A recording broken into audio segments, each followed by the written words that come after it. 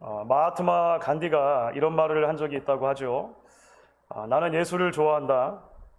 그러나 그리스도인들은 싫어한다.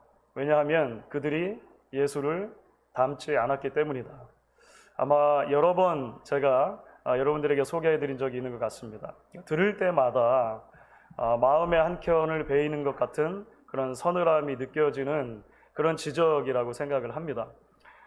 예수를 믿는다고는 하지만 내가 정말로 예수를 닮았는가라고 하는 질문을 듣는다면 선뜻 내가 예수를 온전히 닮았다라고 고백하기 어려운 우리의 상황이 고스란히 드러나는 것 같은, 우리의 민낯이 드러나는 것 같은 그런 느낌 때문에 그런 것 같습니다.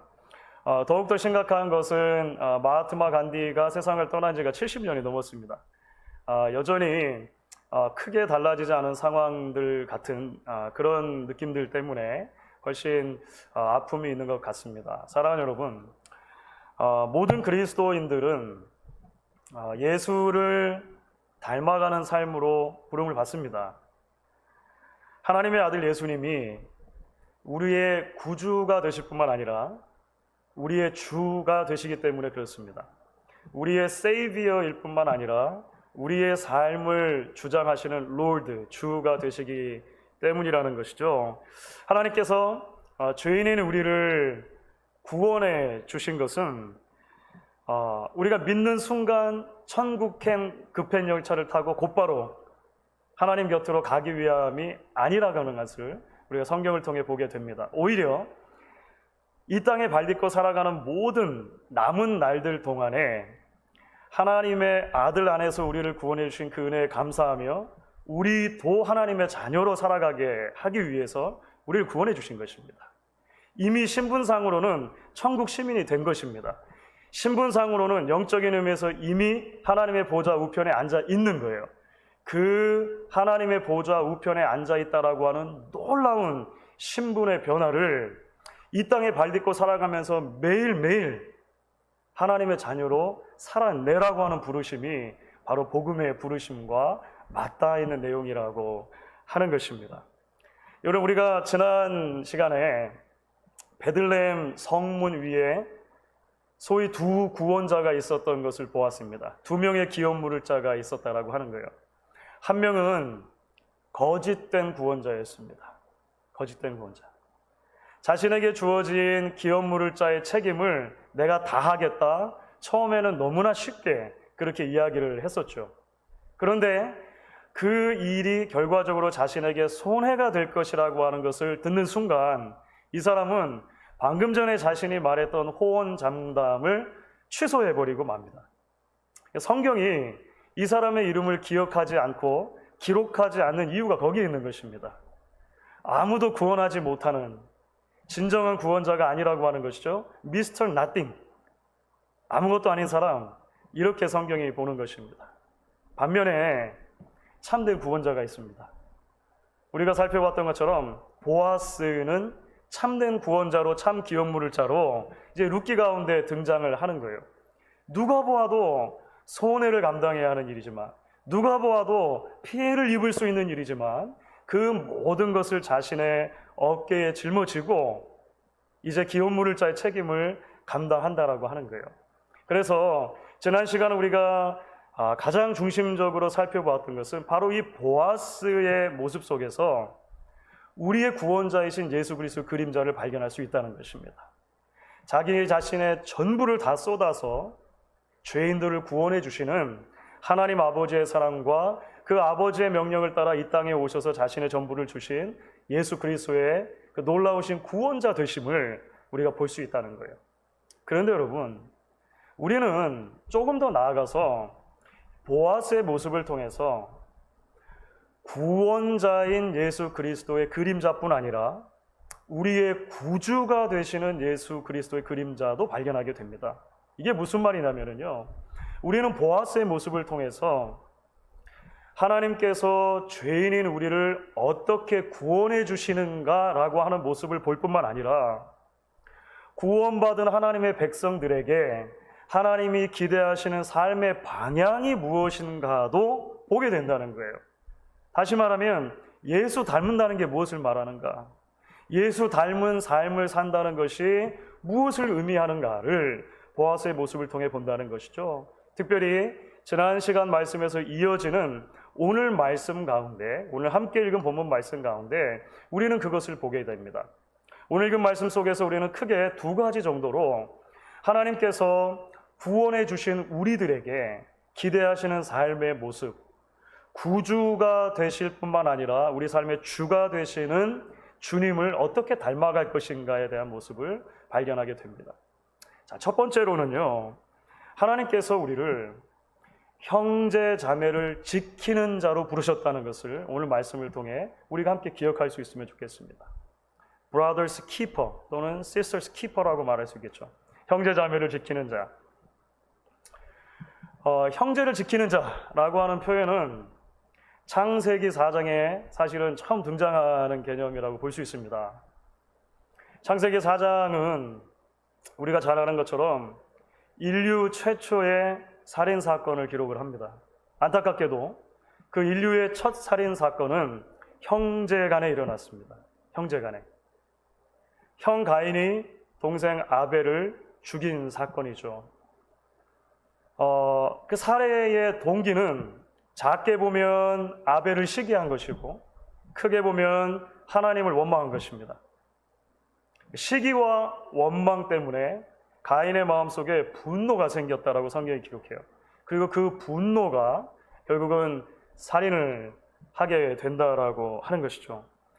하나님 모든 것을 사실 알고 계십니다. 모든 것을 알고 계시지만 가인에게 찾아가서 물으시죠. 창세기 4장을 보면 정확하게 이런 워딩으로 기록이 되어 있습니다. 내 형제 아벨이 어디 있느냐? 그냥 아벨이 아니고 내 동생, 내 형제 아벨이 어디 있느냐? 가인과 아벨 사이에 원래부터 존재했던 그 친밀한 관계, 그 특별한 관계를 하나님은 자꾸 기억나게 하시는 방식으로 말씀하시는 거예요. 내 형제 아벨이 어디 있느냐? 우리가 잘 알듯이 그 질문에 대해서 가인은 이렇게 대답을 하죠. I don't know. 나는 알지 못합니다. 그리고 나서 뭐라고 얘기합니까? 제가 제 아우를 지키는 자입니까? Am I my brother's keeper? 내가 내 형제를 지키는 자입니까? 이렇게 대답을 했다라고 하는 거예요. 여러분, 가인의 이 말은요, 타락한 인간이 자신의 형제를 대하는 태도, 자신의 이웃을 대하는 태도를 너무나도 적나라하게 드러내줍니다. 내가 내 형제를 지키는 자입니까? 라고 항변하는 말 속에 사실 하나님의 형상으로 창조되었을 뿐만 아니라 나의 형제로, 누구보다도 친밀한 존재로 창조된 그 어떤 사람을 거부하는 마음이 담겨 있는 것이죠. 내 이웃을 내 몸과 같이 사랑하라고 하는 말씀에 철저히 거부하는 마음이 담겨 있는 것입니다. 그래서 가인의 목소리는요, 철저하게 나를 중심으로 세상을 바라보려고 하는 인간 죄성의 부르짖음이라고 볼 수가 있어요. 이 가인의 목소리가 사실은 룻기에 등장하는 이름이 기록되지 않은 한 기업물을자의 말과도 같은 것입니다. 지난주에 살펴본 것처럼 이 기업물을자는 뭐라고 이야기를 합니까? 내게 손해가 될까 하여 나는 기업물을자의 책임을 감당하지 못하겠노라. 이렇게 말합니다. 친족이에요. 기업물을자의 책임이 1순위로 있는 사람입니다. 그런데 그의 말 속에서는요, 그 형제와 자매, 내 친족을 향한 사랑과 공감의 마음이 결여된 것을 보게 되는 것입니다. 내게 도움이 된다면 모를까? 그렇죠. 그 사람의 말 속에 그게 담겨 있죠. 내게 유익이 된다면 모를까? 그렇지 않다면 나는 아무 상관이 없다 라고 말하는 태도와 너무 밀접하게 다했다라고 하는 거예요. 그런데 여러분 아시죠? 보아스는 그렇지 않았다는 것입니다. 보아스는 그렇지 않았다는 거예요. 우리는 그에게서 정반대의 목소리를 듣게 됩니다. 이제 지난주 마지막 장면이 어떻게 끝났냐면요, 그 이름이 등장하지 않는 한 기업물을자가 자신의 기업물을자의 권리를 포기하고 그것을 보아스에게 양도해주는 장면으로 끝을 맺습니다. 이렇게 양도해주는 것의 법적인 최종 이 효력은 어떤 식으로 나타났냐면 신발을 벗어주는 행위가 있었어요. 지난주에 그냥 자세히 다루진 않고 넘어갔습니다만 고대에 있었던 전례입니다. 이스라엘 백성들 가운데서 어떤 송사의 문제를 확정지을 때 포기하는 편에서 상대편에게 이제 자신의 신발을 벗어주는 거예요. 나의 권리를 양도한다, 이런 의미가 있겠죠. 그 모든 것들을 듣고 나서 이제 비로소 보아스가 말하는 장면이 나옵니다. 그게 오늘 이제 함께 읽은 대목이죠. 특별히 보아스가 증인으로 회집해 두었던 성읍의 10명의 장로들, 원로들, 그리고 구경하기 위해서 모여있는 모든 백성들에게 말하는 대목입니다. 그것이 9절과 10절이죠. 9절과 10절 같이 한번 다시 한 목소리 읽어보시면 좋겠는데요. 9절 10절 같이 읽겠습니다. 보아스가 장로들과 모든 백성에게 이르되 내가 엘리멜렉과 기럨과 말론에게 있던 모든 것을 나오미의 손에서 산 일에 너희가 오늘 증인이 되었고 또 말론의 아내 모압 여인 룻을 사서 나의 아내로 맞이하고 그 죽은 자의 기업을 그의 이름으로 세워 그의 이름이 그의 형제 중과 그곳 성문에서 끊어지지 아니하게 하매 너희가 오늘 증인이 되었느니라 하니. 보아스는요, 지금 희망을 잃고 살아가던 한 가정, 그 가정을 내가 다시 세우겠다라고 말하면서 그 가정 한 사람 한 사람의 이름을 언급합니다. 여러분 혹시 9절과 10절 읽으시면서 느끼셨습니까? 그리고 이름이라고 하는 단어 자체가 몇 번이나 강조가 됩니다. 엘리멜렉, 나오미, 기럨, 말론, 나중에 룻이 나오죠. 여러분 앞에 이 네 사람의 이름을 들으면 여러분 어떤 장면이 떠오르십니까? 룻기를 처음부터 우리가 함께 묵상을 했다면 룻기 1장에 떠올라야 돼요. 룻기 1장이 열자마자 이 네 명의 이름이 다 등장하면서 한 가정을 소개를 하는 거예요. 힘들고도 힘든 사사시대인데 그나마 기근이 들어서 베들레헴에 있던 이 네 가족이 모압 이민을 감행하는 사건, 그것이 1장이에요. 그런데 그 모압 땅에서 남자들이 다 죽습니다. 엘리멜렉, 말론, 기럨 다 죽었어요. 이 절망과 상실, 그래서 남자들이 죽었을 때 이제 나오미가 이방 땅에서 얻은 두 며느리들과만 남았다라고 하는 사실 속에서 우리는 나오미의 소망이 죽은 것을 보는 거예요. 나오미의 삶의 희망이 죽은 것을 보는 것입니다. 이제 고국 땅으로 돌아왔지만 기업 물을 자가 누군가가 나서서 이 모든 문제를 해결해 주지 않으면 이 사람들의 이름은요 다 잊혀버리는 거예요. 그 이름이 끊어지는 거예요. 대가 더 이상 이어지지 않는 거예요. 놀랍게도 보아스는 이 네 사람의 이름을 다 언급하는 것입니다. 네 사람의 이름이 다시 한번 성경에서, 그러니까 그 룻기에서 등장하는 것은 1장 이후에 여기가 처음입니다. 엘리멜렉, 나오미, 말론, 기럨, 그리고 따라온 룻, 한 사람 한 사람의 이름을 언급하며 내가 이들의 기업 물을 자의 책임을 다하겠습니다.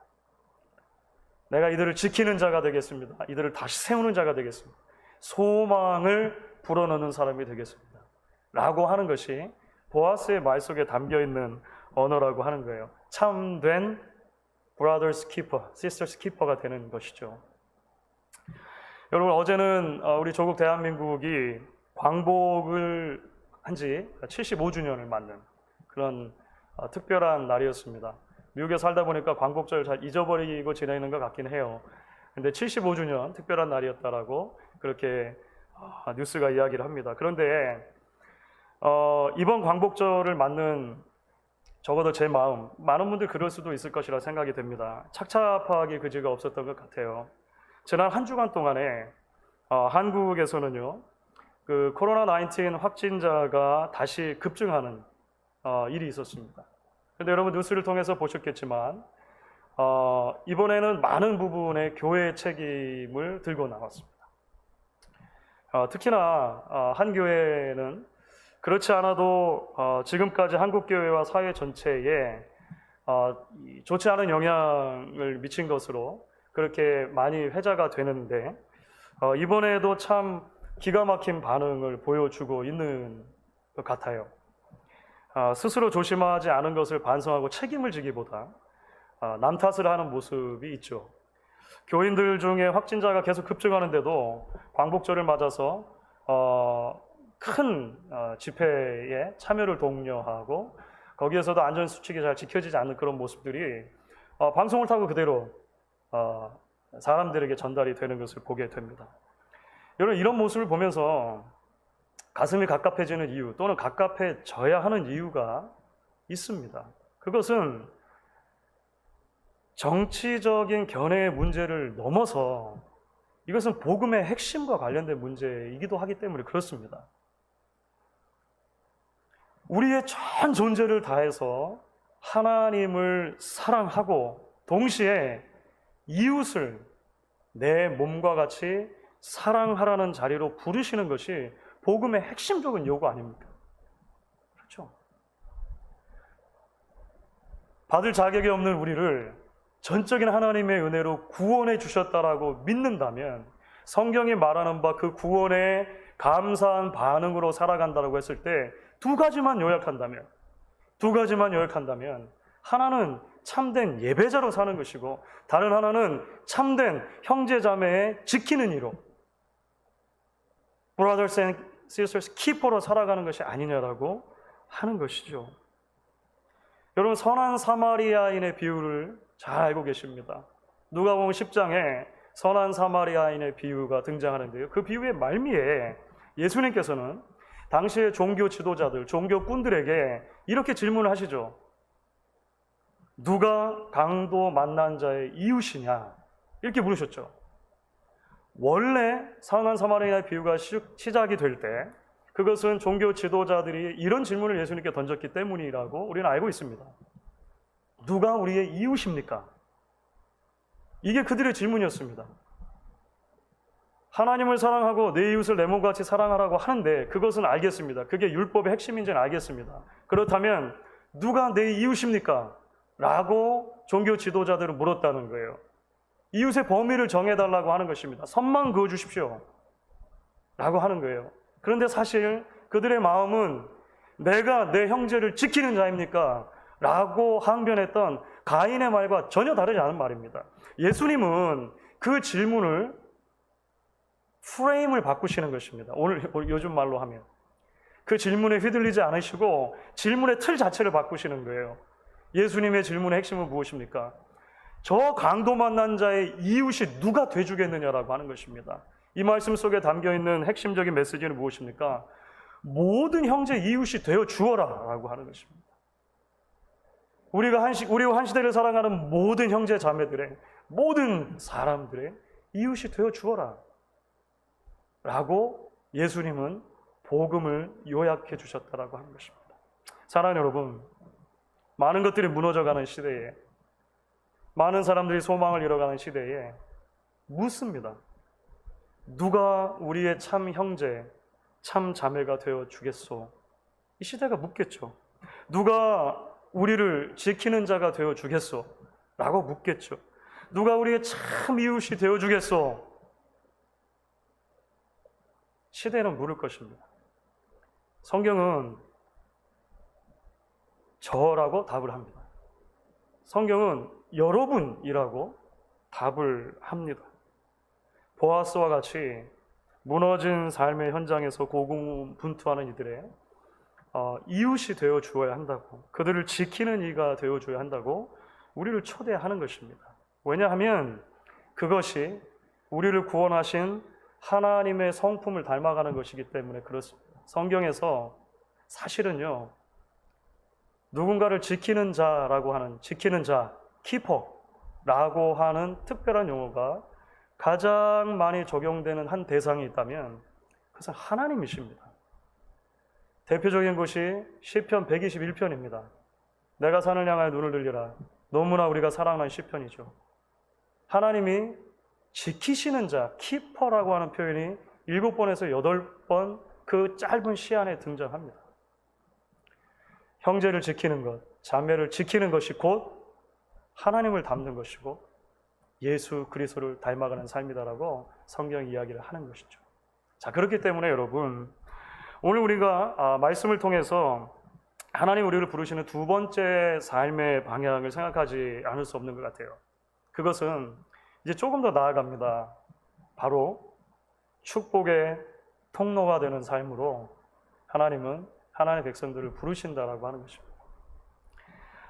여러분 말씀드린 것처럼 보아스가 죽은 형제 엘리멜렉 가정을 향해서 이 기업 물을 자의 책임을 감당한다고 하는 것, 이것은 엄청난 희생을 요구하는 것이었습니다. 막대한 손해를 사실은 무릅써야 하는 것이 그 기업 물을 자의 책임을 다하는 것이다. 우리가 지난주 말씀 같이 연결해 보면 여러분 이해가 되실 것입니다. 우리가 누군가의 참 이웃이 되어주려면 손해를 감수해야 합니다. 형제를 지키는 자로서의 부르심을 따라가는 삶은 희생을 요구하는 삶이에요.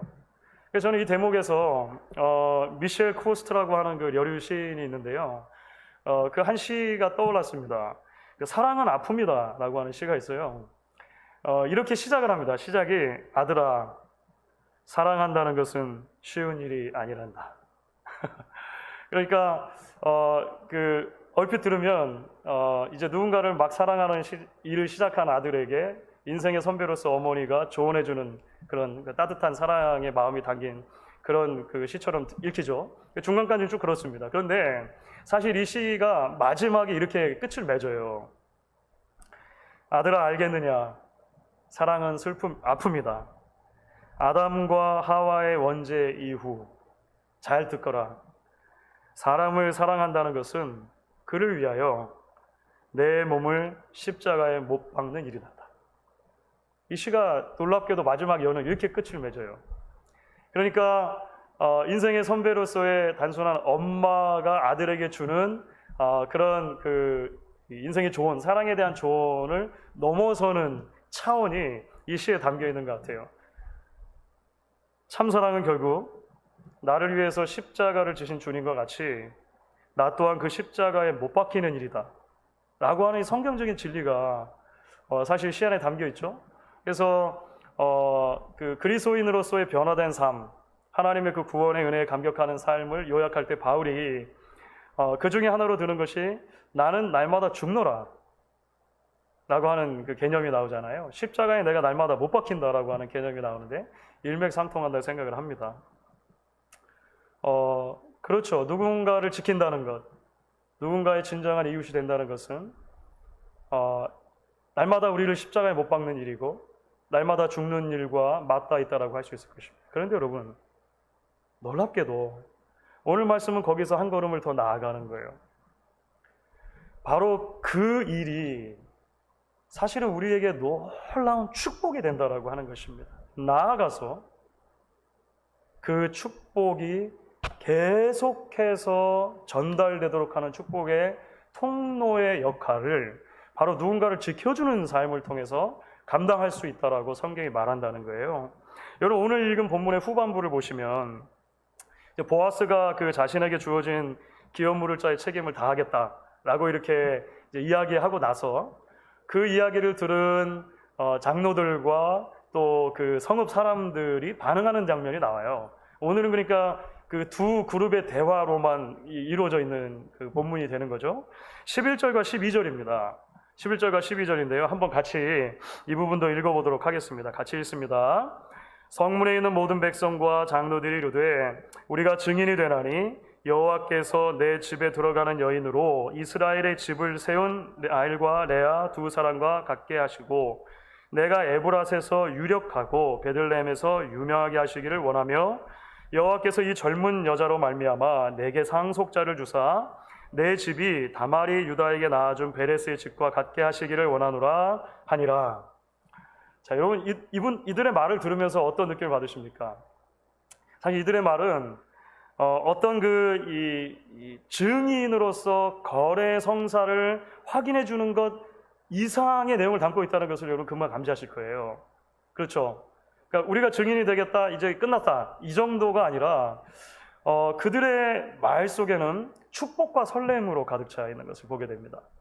마치 결혼식의 하객들이 신랑과 신부를 보면 마음껏 축복해 주는 것처럼 결혼식 패백의 자리에서 그렇죠. 부모님들과 또 여러 양가의 어른들이 마음껏 새로 결혼한 부부를 축복해 주는 것처럼 덕담을 많이 주시는 것처럼 그러한 어떤 그 내용으로 가득 차 있다라고 하는 거예요. 그 핵심이 무엇입니까?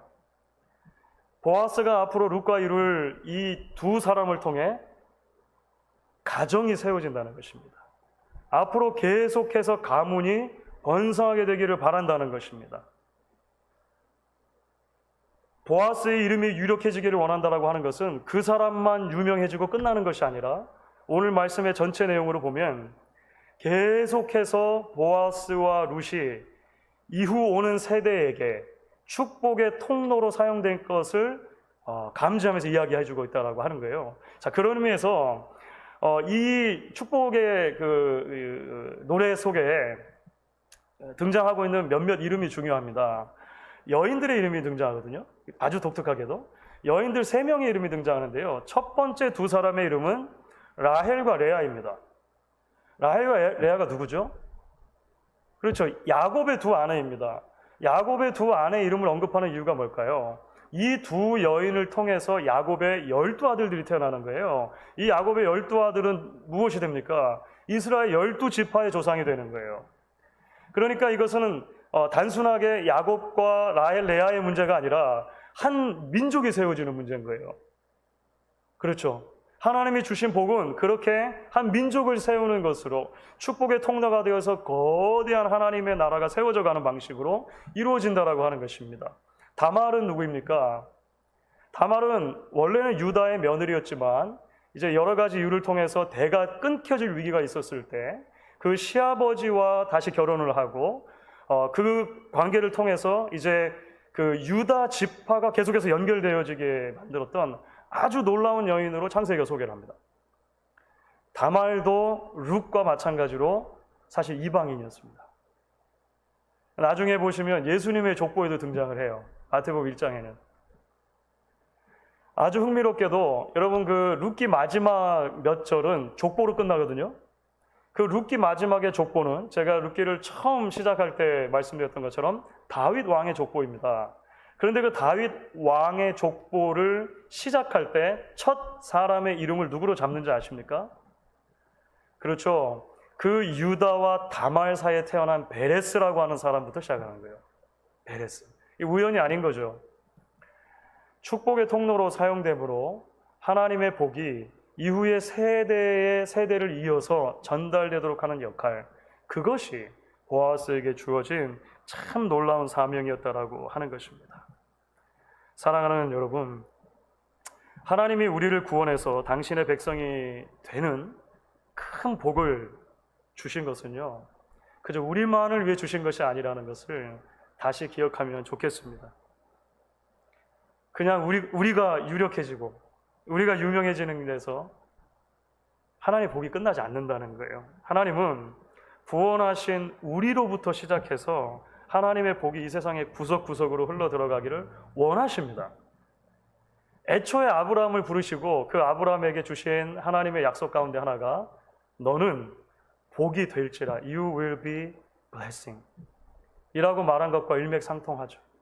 우리를 통해 하나님은 그런 일들을 지금도 이루어가기를 원하신다라고 하는 거예요. 주 안에 사랑하는 여러분, 하나님이 예수님 안에서 우리에게 큰 복을 주셨습니다. 앞으로도 복을 주실 것입니다. 여러분 그걸 믿으셔야 됩니다. 그런데 그 하나님께서 주신 복은 동시에 우리를 하나님이 기대하시는 새로운 삶으로 초대한다는 것입니다. 하나는 형제와 자매를 지키는 삶이고 다른 하나는 축복의 통로가 되는 삶이라고 하는 것이죠. 오늘 말씀해 주시는 이 준엄한 도전에 믿음으로 반응할 수 있는 저와 여러분 될 수 있기를 주의 이름으로 축원하겠습니다.